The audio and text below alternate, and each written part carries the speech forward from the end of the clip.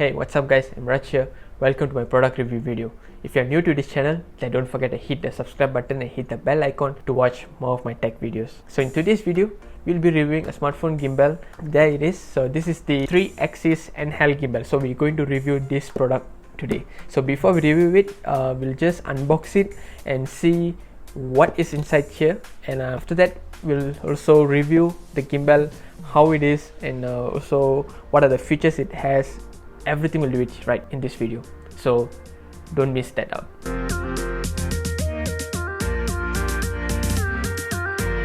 There we have it, the 3-axis handheld gimbal for smartphone. It supports both iOS and Android, so if you have an iOS and Android, you can use this gimbal, so there won't be any issues. So let's open this box first. First of all, we have this 3-axis gimbal, some guides in Chinese and in English, and we have the charging cable for it. So it's a micro USB charging cable. There you have it. This is the smartphone gimbal which we are going to review today. Okay, so the design wise, it's similar to the other gimbal design which you have seen in the DJI or maybe the Xeon Smooth.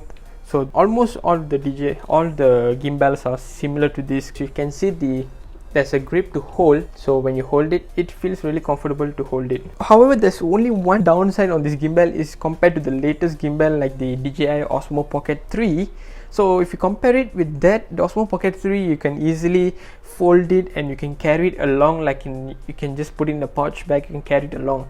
But in this one, that is not the case because this is big. If you see the size, this is really big actually. You can't fold it half or so. So it's big, and even if you want to put it in your backpack, maybe you need another small bag for it, another small case maybe, so you can just put it, because if you just directly put inside your backpack, I think you might either break these two motors. Chances of breaking it is high.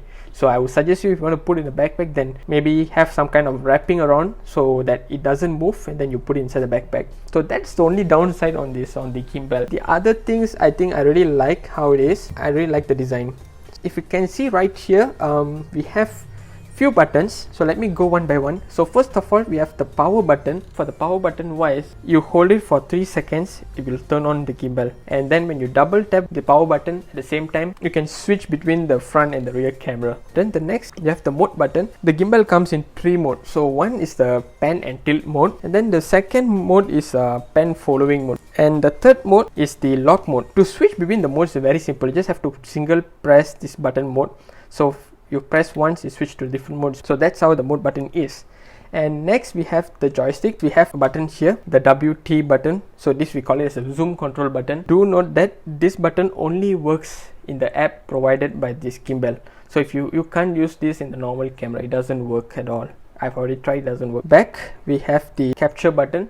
So this capture button is mainly used for the camera, but then similar to the zoom control button, the capture button only works in the app provided by the gimbal. It doesn't work in the normal camera app. This side we have a USB port, and when you open it, you see 2 USB ports. One is the micro USB port, and the other one is the normal USB port. The micro for charging, you have to use the micro USB port right here. And if you, like when you're using your phone, you're connected your phone to the gimbal, you want to charge it, you can directly plug in the cable to here. You can charge your phone at the same time. So this could be an additional power source for your phone. Yeah, that's the overall view of the buttons and the design of this gimbal. Let's see how this gimbal works. Now we already set up the device on the gimbal. So next, this is the app you have to download. It will there will be a QR code, and let's open this app first. First time you have to find for device. So it will find for device. If it's detected, you can see the device list right here. So right now I can see my device list. So now I'm already connected. Next, let's talk about the features of the Gimbal Pro app. As you can see, let's switch to video recording first. Okay, so now in video recording you have few things. So first you have the selection. You have a default standard video recording. You have slow-mo, time-lapse, and M time-lapse. And my favorite is M time-lapse. And here we have 2 features. One is the face recognition. One more is object tracking. Object tracking is one of the most favorite feature in this app, because with the object tracking turned on, I can record, especially when I'm shooting a product video shot. I can easily use the gimbal, and then I can record the movement of the object. So when I move the box, the gimbal will follow the shot itself. So it really gives you the seamless kind of video when you record it using this feature. So this is the setting panel. So for video wise, you have few settings to choose. So you can turn on the video resolution, so you can record up to 4K resolution with 30 frames per second. So that's one. But then if you see in the normal camera app, you can record up to 60 frames per second in 4K.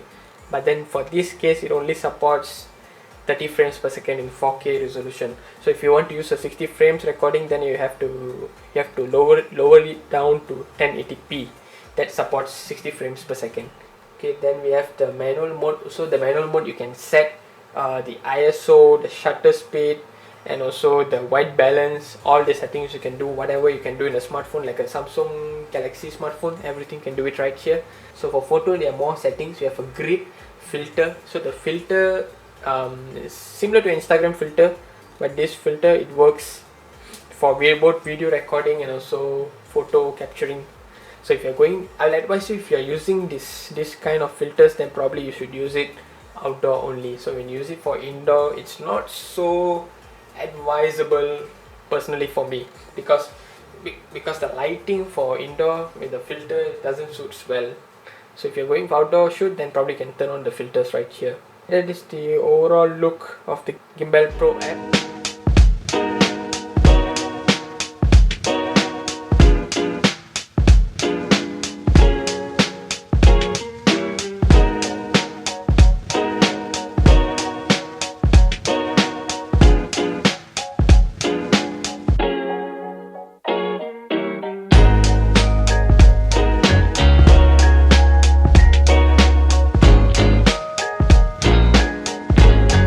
Well guys, there you have it. That's the smartphone gimbal which I really wanted to review for a long time, and finally it's done. I hope you guys like this video of this review for the smartphone gimbal. If you like it, don't forget to give it a thumbs up and subscribe to my channel to be part of the TMQ Tech family, and also don't forget to hit the bell icon to watch more of my tech videos. Till then, I'll catch you in the next one. Bye.